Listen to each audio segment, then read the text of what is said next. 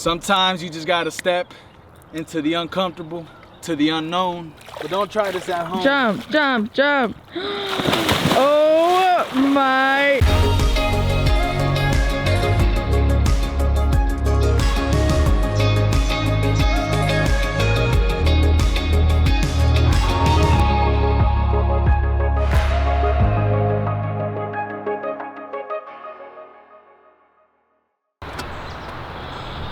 Damn, bro, you look good. Thanks. With the pantuflas. A little Barney moment. This is beautiful. No me peiné. Good potty, Daisy. Welcome to Georgia, guys. In what way would you say that grief has gotten between us and your side? Okay. And then I'll give my side. Yeah. Because I talk too much. No, you're good. So I think a big area it's affected us is intimacy. Yeah. And I'm not just talking about sexual intimacy. That's not the only Right. way you can be intimate with your significant other, with your husband and wife. I'm talking about emotional and, you know, just all other areas, whether, for example, of course, sexual intimacy is a huge one. And when you're in grief, you kind of like go to, well, you prioritize yourself, of course. And you prioritize your partner in a way of emotionally getting themselves and mentally getting themselves through the day, you know. And for example, date night. That's a huge thing we haven't been working on. Right. We know we kind of let go of it because of... We've been so focused in grief. Yes, we've been so focused on, man, I just need to get through the day. Yep. And the same way with sex. I mean, let's be honest out there. There's like a huge stigma to sex, but you know, let's rip it out for this video. Yeah. Let's end it for this video. Let's be real. As a man, maybe, I mean, really as a couple, Right. sometimes there's a balance even in that, because we can also use that Yeah. to kind of get... Okay. to kind of suppress grief. Right. And so that's where you got to be careful. Yes. Right. And I think that was happening a lot. And right after Abel passed away, I think we were just trying to suppress grief with sex and just fill ourselves up with that instead of really trying to get to the problem of the trauma.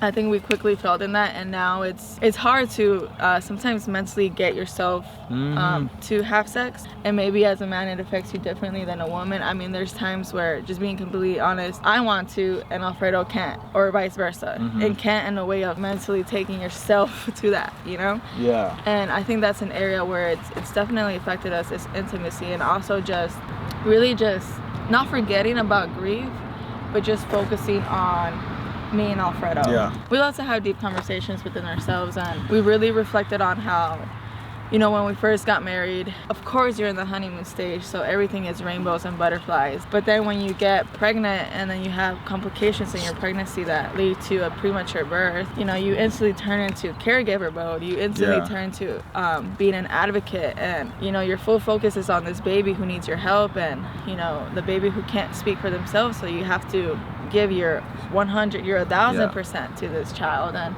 you know, now that we, quote unquote, it's just me and him as a family, we're learning so much about each other. I think it really, it comes down to communicating with each other and really, communication is another huge thing that we've been good at, but also been lacking in some areas, where it's just really trying to understand each other. But I think the easiest way to understand each other is communicating, because I don't want to, you know, put another burden on Britzy that day.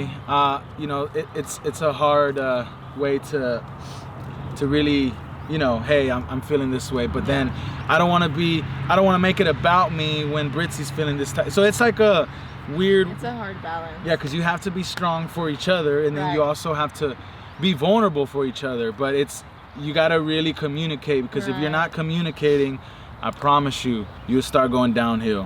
And I hate to admit this, but it's true. And for example, I wake up feeling, you know, sad, and, you know, I just thinking about Abel, and literally when I wake up, that's the first person I think of, and I instantly just remember the loss. When you wake up, you know, all the emotions come back, from the night you go to sleep and you're like, man, I just want to sleep, and you wake up thinking about the same thing, and it instantly creates sadness. So to prevent a whole discussion about what you're feeling because you want to suppress it, you're just like, oh, I'm doing good today, I'm doing good, you know, to not add another burden or to just not talk about it. And that just creates already a barrier in your communication, and it's happened for us. And then it leads to arguments, and it leads to arguments, huge disconnection. And you know, your significant other may think, oh, they're having a good day, but in your mind you're just spiraling in all these negative thoughts and all these sad thoughts, all these anxieties and nervousness, and your significant other just thinks,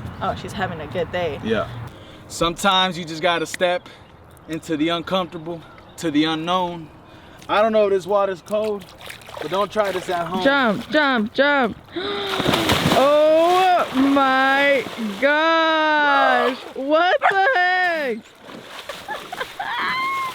I challenge you every day to do something uncomfortable. The next point is arguing. Grief and arguments, it's gonna happen. And it happens a lot more than usual, I would say. And maybe it was just us, but for us, we've had some weird arguments where it's just like, does this even matter?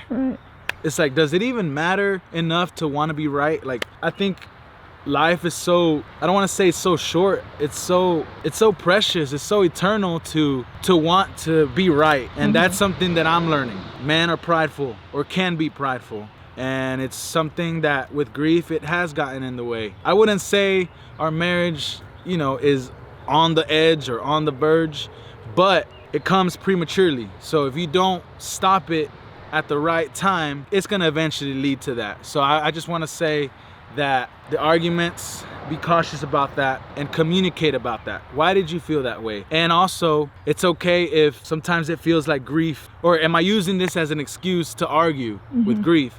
And so be careful with that as well, because grief is one thing, your marriage is another thing. And it's okay to be wrong. It really is. And it's okay to argue as well. As long as it's a healthy place. As long as it ends up in a healthy place. And it comes from a place that you're trying to build, you're trying to restore, you're trying to really find peace within your marriage. And so I think that's where it can, you know, that's it. I think that's all I have to say with arguments. That let's acknowledge them. Like, this is not a pretty picture. Yes, me and Britzy love each other, and you know, you see that side, but there's also this side. We do argue. We do have these arguments that don't matter. We sometimes go to sleep mad, and it doesn't matter, because at the end of the day, something we're learning is like, well, what would Abel do? That's something that motivates me.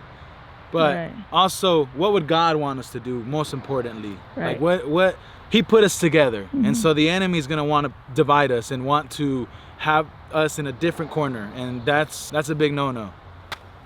I need to go shower, man. Run like the wind, bullseye. Dude, the stuff I do for just video. I know. I think this looks beaut right here. It isn't getting double chins. We also wanted to include a life update in this video, so and a grief update as well. Of course, I think it's obvious that we are in an unhealthy place in grief, and that's okay. You know, we're still getting through it, and we will forever be getting through it. So I want to ask you, baby, where do you think, or what stage you think you are in grief? I think where I'm at with grief is, I'm in the middle of in denial and acceptance. I'm right in the middle. I feel like it's hard for me to let go of the in denial, and somehow my mind feels like if I'm letting go of in denial, it's me letting go of Abel. And so you kind of hold on to it because you don't want to forget it, and then you become imprisoned with that feeling that you want to stay in that. And so that's where we're acknowledging, like, hey, we need to get out of this thing, because if not, we're gonna stay in this thing, and the only people that can get out of this is ourselves. I'm now getting to the accepting, but it's hard. That's really hard. Whew, so hard.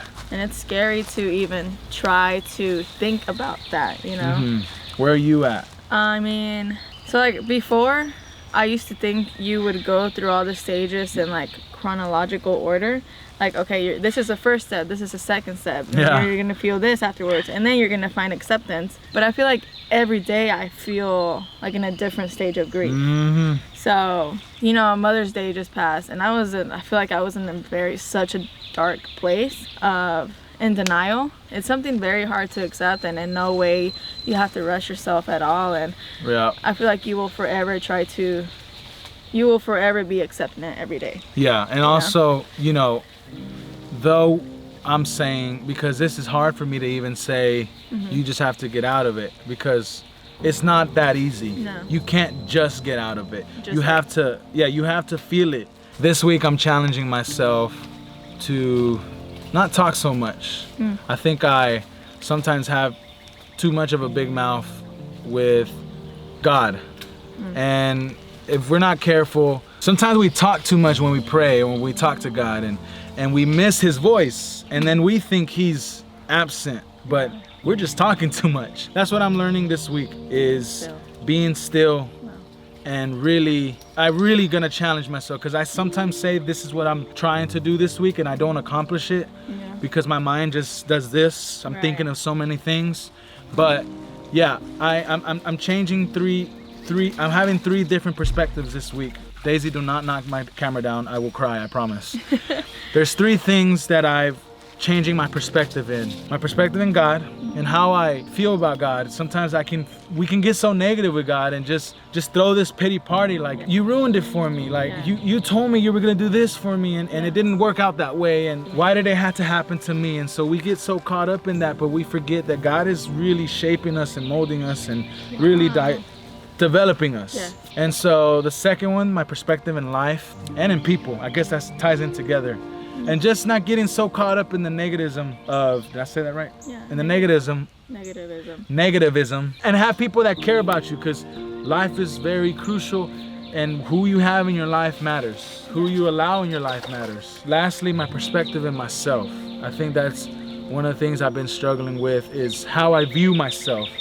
Wow. Like, have you ever stared at yourself in the mirror and like not even recognize yourself? And that has been me many times these past months. And so that's one thing I'm really changing in myself and how I think about myself, because if God thinks high of me, why should I think low of myself? That makes no sense. We really just want to get back connected with God, you know, full 100%, and, you know, just learn to be better for one another and communicate better and whatnot, and all the points we touched up on. We're definitely working on that, and overall just holding each other through grief and just embracing one another And understanding love. it, and really trying to understand, like, And- why do I feel this way? Yeah, and exactly. And it's hard sometimes to voice what you feel, you know, and that's okay. But I'm gonna join you on that, on the perspective. We hope you guys enjoyed this video, and we hope it helped you, uplifted you, encouraged you, and we just want to say thank you guys so much for watching. We love you guys. You guys are family. Thank you all so much for the support and love and the prayers, the continued prayers. And What are some of the things you guys have learned yes, that we can learn as well? Because I think it's very, very important that we stay in community. Yeah. And so I think that's it for today's video. Yes. I hope y'all enjoyed this. Yes. And please stay tuned for more videos. We love you guys.